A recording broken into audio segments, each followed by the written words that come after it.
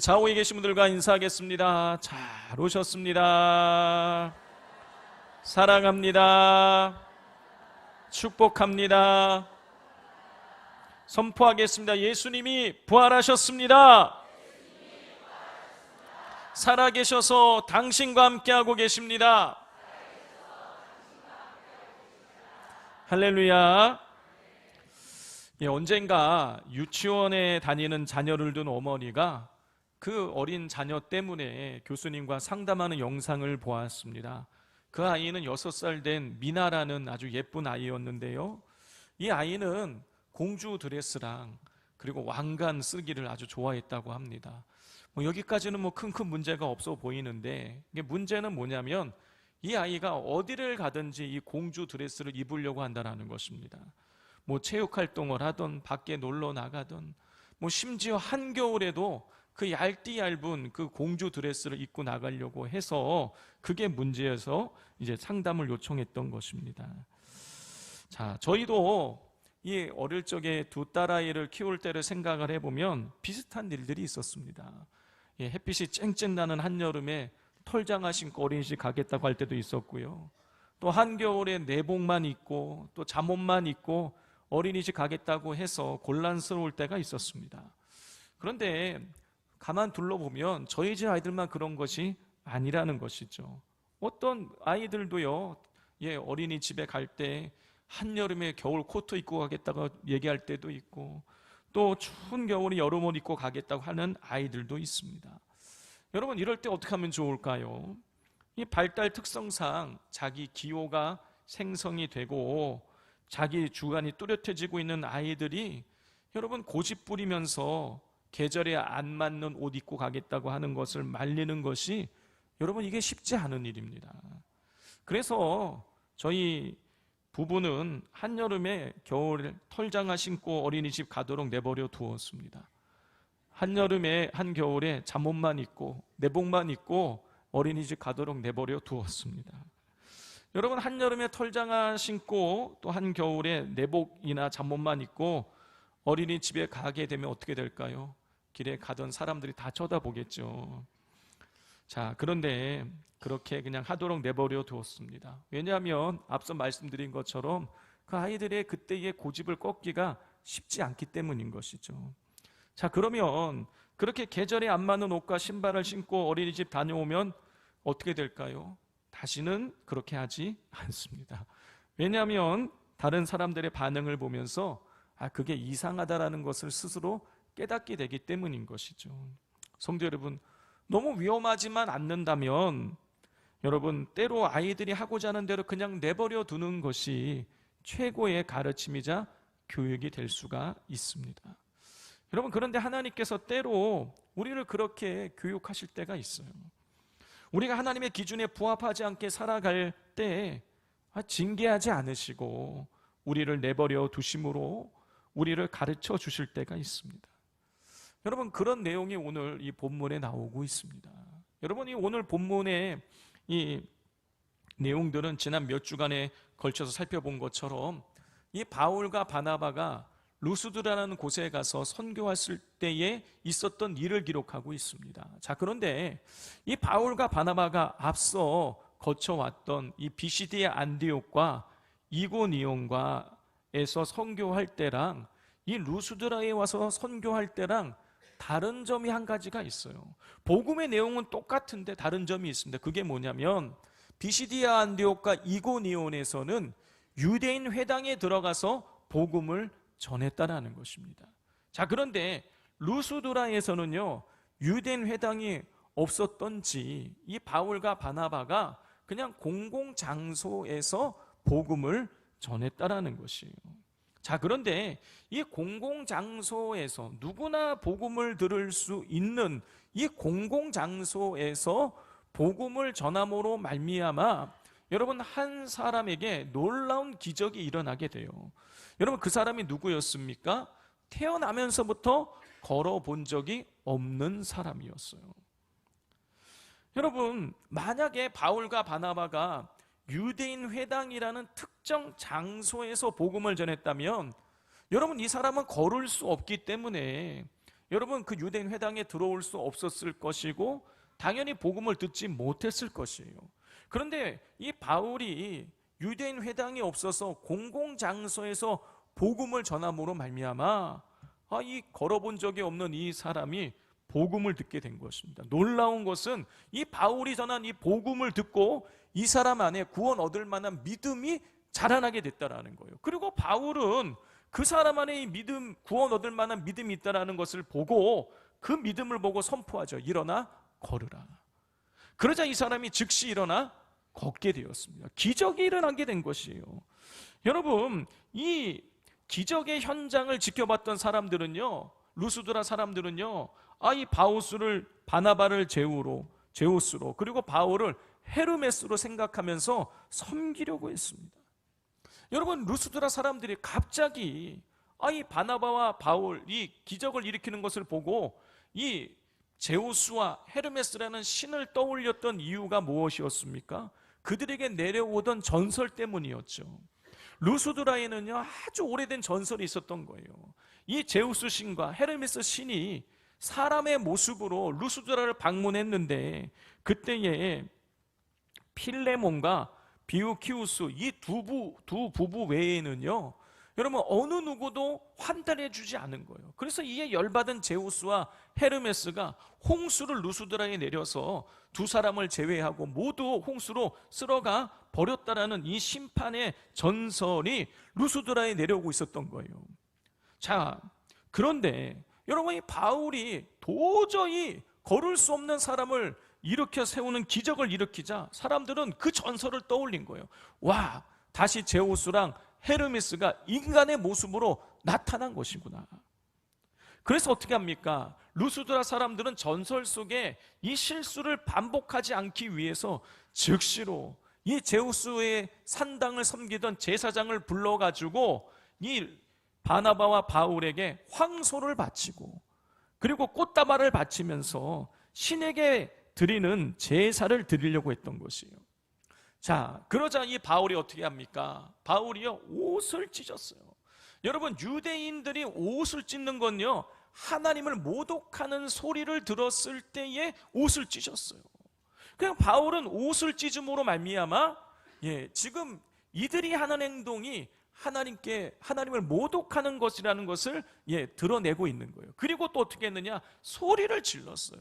바울은요, 자기들에게 절하면서 자기들을 제우스와 헤르메스로 섬기려고 하는 사람들에게 소리를 지름으로 말미암아 그들이 하는 이 행위가 얼마나 하나님 앞에 죄가 되는 행위인 것을 그들에게 가르쳐 주었던 것입니다. 자, 이렇게 한 이후에 바울과 바나바는요 말했습니다.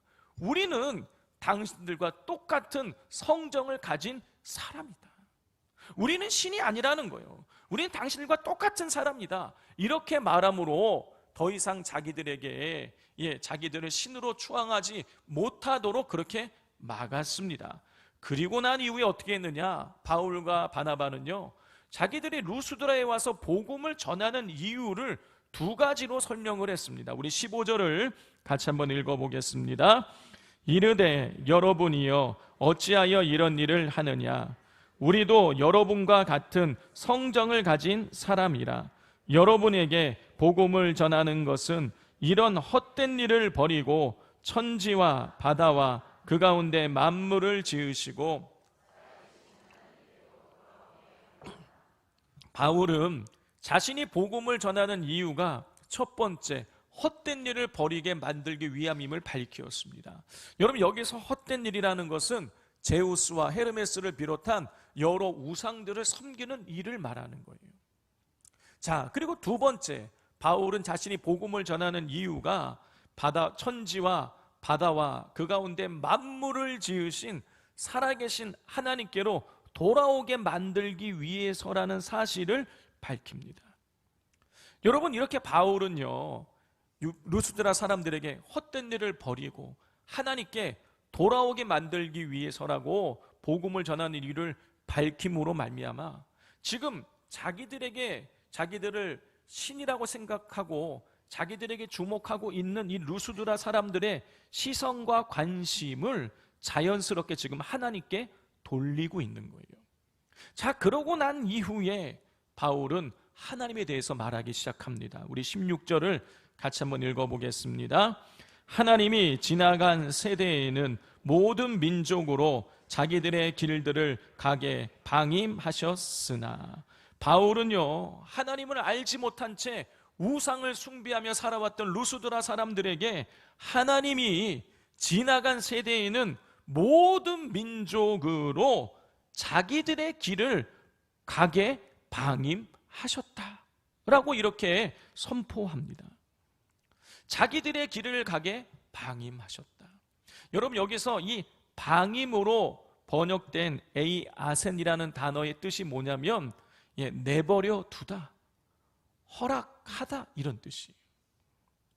그러니까 바울이 지금 16절에서 증거하는 이 내용은 뭐냐면, 하나님께서 이방인들에게 직접적으로 복음이 전해지기 전까지 이방인들이 자기들의 뜻대로, 자기 생각대로 우상을 섬기는 것을 그대로 내버려 두셨다라는 거예요.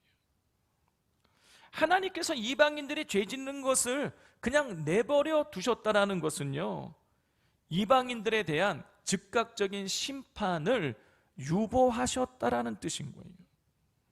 왜 하나님께서는 이방인들이 죄를 짓고 있음에도 불구하고 그 죄 짓는 것을 즉시 멈추게 하지 않으시고 그들을 심판하지 않으신 것일까요?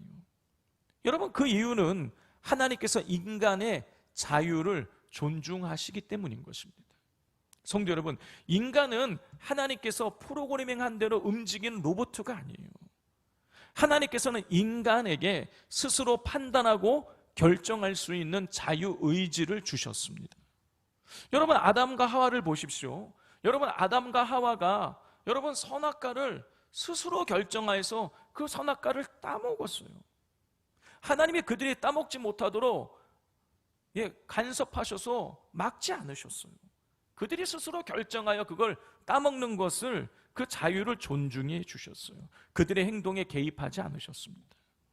여러분, 이게 바로 하나님의 방임인 거예요.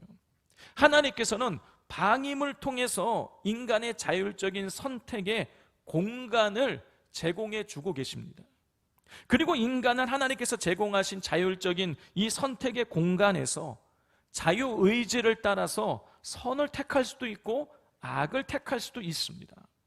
여러분, 이렇게 보면 하나님께서 인간이 선을 선택하든지 악을 선택하든지 아무런 관심이 없는 것처럼 생각이 들 수 있어요.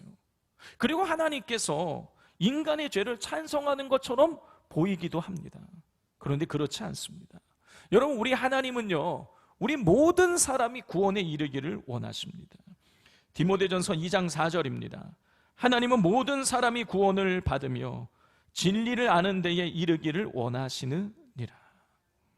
하나님께서는요, 여러분, 모든 사람이 구원을 받고 모든 사람이 진리를 알기를 원하십니다. 여러분, 그렇다면 이 하나님의 인간의 선택에 대한 이 방임은 단순한 방치가 아닌 거예요.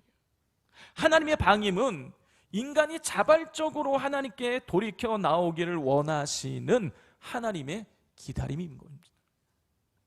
여러분, 하나님의 기다림은 수동적인 기다림이 아니에요. 하나님의 기다림은 적극적이고 능동적인 기다림인 것입니다. 자, 이것을 우리가 16절과 17절을 보면 알 수 있어요. 우리 16, 17절을 같이 한번 읽어보겠습니다.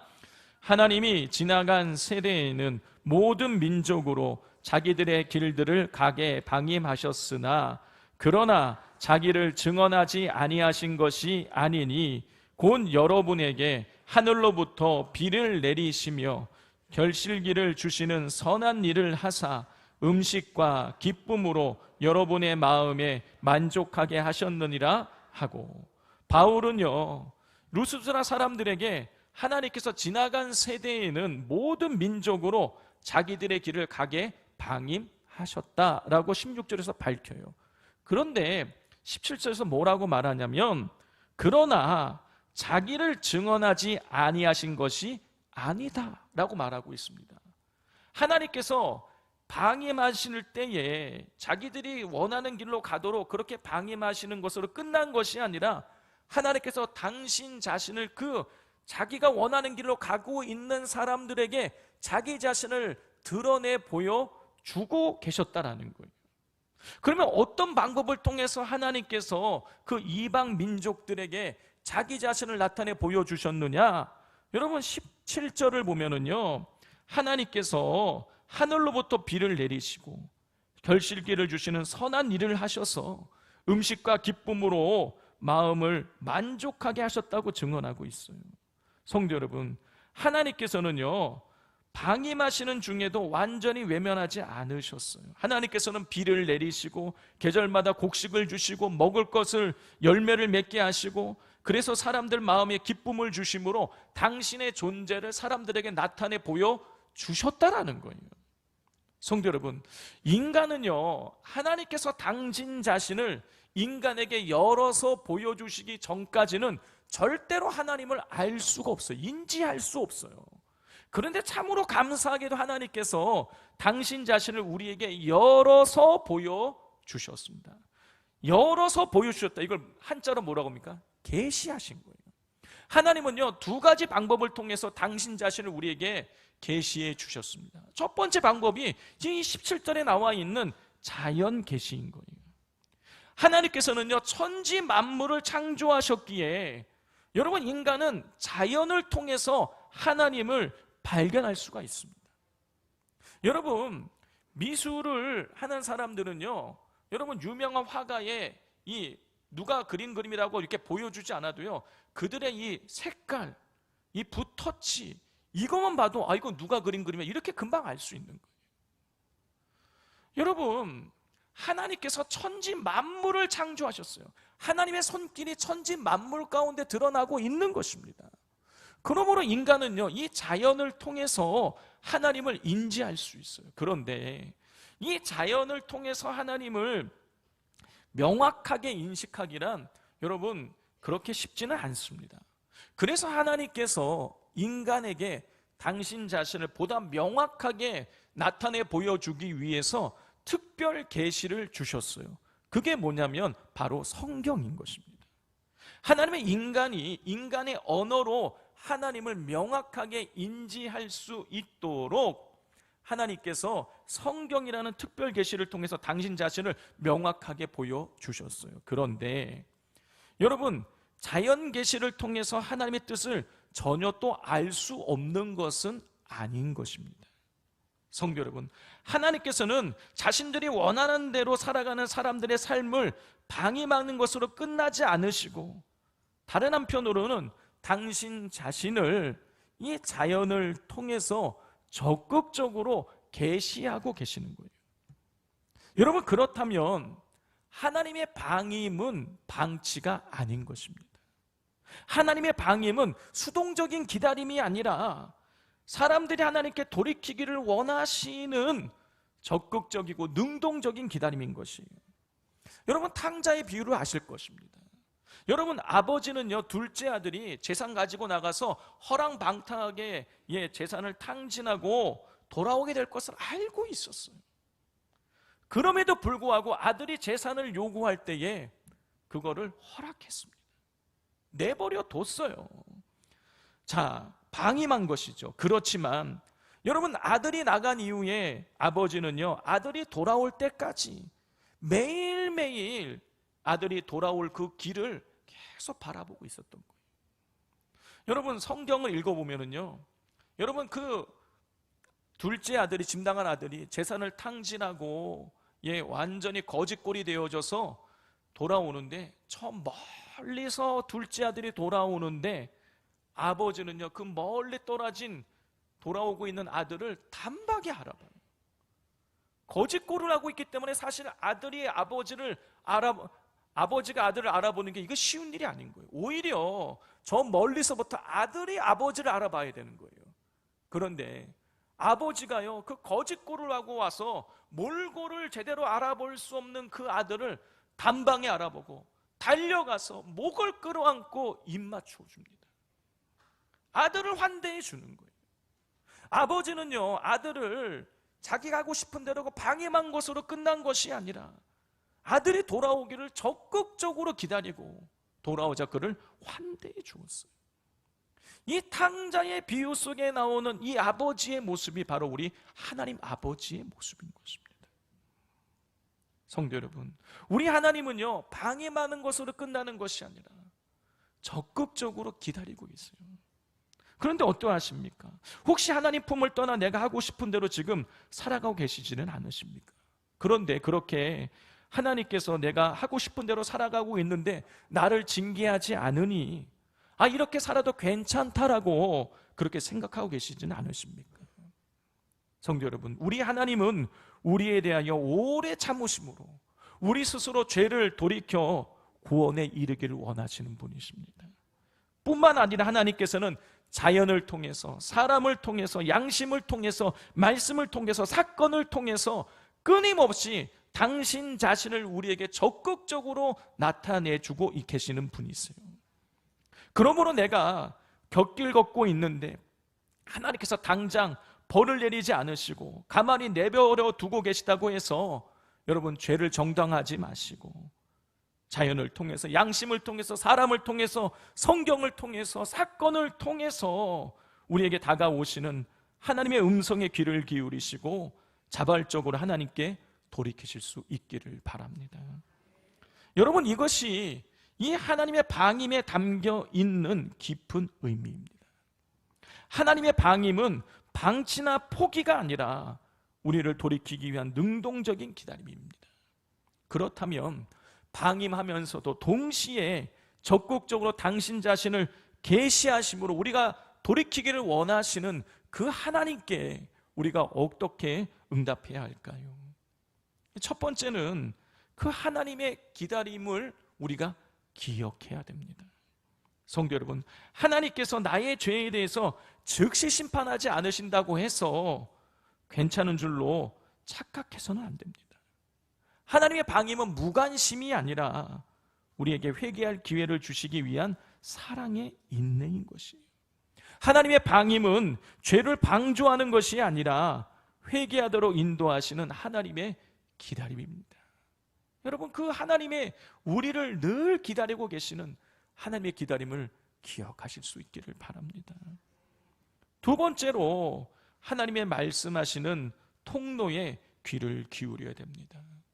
성도 여러분, 이미 말씀드린 것처럼 하나님은 다양한 방법을 통해서 우리에게 말씀하세요. 히브리서 1장 1절 2절입니다. 옛적의 선지자들을 통하여 여러 부분과 여러 모양으로 우리 조상들에게 말씀하신 하나님이 이 모든 날 마지막에는 아들을 통하여 우리에게 말씀하셨으니. 또 시편 19편 1절입니다. 하늘이 하나님의 영광을 선포하고 궁창이 그의 손으로 하신 일을 나타내는 도다. 여러분, 하나님이 창조하신 하늘이 하나님의 영광을 선포하고 있어요. 궁창이 그의 손으로 하신 일을 나타내고 있습니다. 자연 만물이 하나님을 드러내고 있어요. 그리고 하나님께서는 다양한 방법, 다양한 사건들을 통해서 우리에게 말씀하고 있습니다. 따라서 지금 내 삶에 일어나는 이 자연의 흐름, 사랑과의 대화, 어떤 사건, 들려오는 이 말씀은 모두 하나님께서 우리를 돌이키기 위해 주시는 사인인 것이에요. 그러므로 다양한 방법으로 나에게 말씀하시는 하나님의 음성에 귀를 기울이고 우리는 민감하게 반응해야 되는 것입니다. 마지막 세 번째, 우리에 대해서 방임하시지만 동시에 당신 자신을 계시하심으로 우리를 돌아오기를 원하시는 그 하나님께 우리가 어떻게 반응을 보여야 되느냐? 여러분, 오늘 우리가 하나님께 돌이켜야 되는 것입니다. 하나님은요, 당신께 돌아오는 자들을 기뻐하시는 분이세요. 누가복음 15장 7절입니다. 내가 너희에게 이르노니 이와 같이 죄인 한 사람이 회개하면 하늘에서도 회개할 것이 없는 의인 99으로 말미암아 기뻐하는 것보다 더하리라. 하나님께서는요, 방탕한 삶을 멈추고 돌아오는 자들을 기뻐하십니다. 여러분, 그러므로 너무 멀리 하나님으로부터 멀어졌다고 해서, 너무 큰 죄를 지었다고 해서 여러분 주저하지 마시고 하나님께 잘못을 돌이킬 수 있기를 바랍니다. 여러분, 돌이키는 것, 그것이 우리에 대해서 오래 참으시는 하나님께 대한 최고의 응답인 것입니다. 1805년 독일 크로펜슈타인에서 한 아이가 태어났습니다. 이 아이는 20살이 될 때까지 온갖 죄를 저질렀어요. 술과 여러 가지 음란한 삶으로 방탕한 삶을 살았습니다. 술에 쩔어 살았어요. 친구들을 속이고 사기를 치고 부모의 돈을 훔쳐서 사용하면서 하나님을 욕하고 저주하는 삶을 살아갔습니다. 그런데 참으로 이상하게도 하나님께서는 이 아이를 당장 벌하지 않으셨습니다. 하나님은 그 아이가 원하는 삶을 살도록 내버려 두셨어요. 그런데 동시에 하나님께서는 그 주변 사람들을 통해서 하나님의 존재를 계속해서 알리셨습니다. 그가 20살 되던 1825년 하나님께서는 한 친구를 그에게 보내셔서 그를 예배에 초청하셨습니다. 그 아이는 그 초청된 그 예배 중에 들리던 말씀을 듣고 자신이 얼마나 큰 죄인인가를 깨닫고 회개하게 되었습니다. 그 이후부터 이 아이는 완전히 다른 사람이 되었어요. 하나님을 만난 후 그는 선교사의 사명을 품게 되었습니다. 그리고 선교사가 되고자 1829년에 독일에서 영국으로 이주하여서 선교사 훈련을 받았습니다. 선교사 훈련을 마친 후 그는 1836년 영국 브리스톨에서 고아원 사역을 시작하게 되었습니다. 그리고 몇 년이 지나자 2차 세계대전이 일어나게 되었고 세계대전으로 인해서 발생한 수천 명의 고아들을 이 사람은 믿음으로 케어하고 또 믿음을 심어주는 선교 사역을 감당했습니다. 이 사람이 누구냐? 바로 50만 번 기도의 응답을 받은 조지 뮬러입니다. 여러분, 조지 뮬러가 나중에 이런 고백을 합니다. 하나님께서 나를 방임하셨기 때문에 나는 그 사랑을 더 깊이 알게 되었습니다. 사랑하는 성도 여러분, 하나님의 방임은 무관심이 아닙니다. 때로 하나님은 우리에 대해 방임하심으로 우리가 원하는 길을 끝까지 가보도록 허용하십니다. 왜냐하면 그 끝에서야 비로소 자신의 한계를 깨닫고 진짜 하나님을 찾기 시작하기 때문인 것이죠. 그런데 혹시 하나님의 침묵을 무관심으로 오해하고 죄의 길을 합리하고 있지는 않으십니까? 지금 내 삶에서 하나님이 자연과 사랑과 말씀을 통해서 보내시는 그 사인을 여러분 애써 무시하고 계시지는 않으십니까? 하나님의 방임은 방치가 아닙니다. 하나님의 방임은 우리를 회복시키기 위한 사랑의 기다림이자 하나님의 부르심입니다. 여러분, 만약 하나님께서 우리가 죄를 짓는 즉시 그때마다 우리를 징계하신다라면 여러분, 우리 중에 멀쩡히 이 자리에 살아남아 있을 사람이 아무도 없는 것입니다. 그런데 참으로 감사하게도 하나님께서 우리에 대해서 방임하심으로 말미암아 우리가 회개하고 돌이킬 수 있는 기회를 얻고 오늘 이 자리에 이렇게 앉아 있는 것입니다. 그러므로 하나님의 오래 참으심을 여러분 돌이킬 기회로 삼고 그분의 말씀에 귀를 기울이며 오늘 이 시간 하나님께 돌이키실 수 있기를 바랍니다. 여러분들이 돌아올 때에 우리 주님께서, 우리 하나님께서 기쁨으로 여러분들을 환대하여 주실 것입니다. 기도하겠습니다. 내가 너희에게 이르노니 이와 같이 죄인 한 사람이 회개하면 하늘에서도 회개할 것 없는 의인 99으로 말미암아 기뻐하는 것보다 더하리라. 우리가 회개하고 돌이키기를 원하셔서 끝까지 우리를 인내로서 방임하시는 그 하나님의 은혜를 이 시간 깨닫게 됩니다. 그 하나님의 오래 참아주심으로 말미암아 우리가 죄 가운데서도 형벌로 인하여 죽지 않고 우리가 구원에 이르게 되었습니다. 우리를 구원하여 주시는 그 하나님의 오래 참으심의 은혜를 우리가 감사합니다. 그 은혜를 마음에 새기게 하시고 날마다 감사함으로 하나님께 나아가 하나님을 높이며 하나님의 그 은혜에 보답하는 삶을 살아가게 하여 주옵소서. 예수님의 이름으로 기도드립니다. 아멘.